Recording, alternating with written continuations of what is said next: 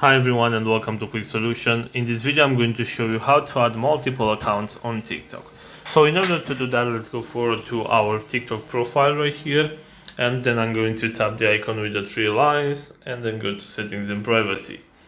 So right now, if I'm going to scroll all the way down to the bottom of the page, I should be able to find this option where it says switch account. I'm going to tap on that, and then I can select the option to add another account.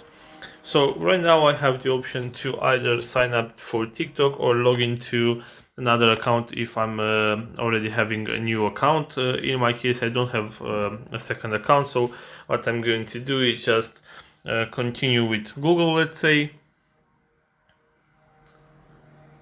And after that, I can choose, as you can see, the email address that I want to use for my TikTok account, and again can just sign up. So if you have already another TikTok account created, you just have to hit the login option and log in with one of these options right here. So this is all for today. I hope you enjoyed this video, and if you did, don't forget to like and subscribe to the channel for more videos like this one.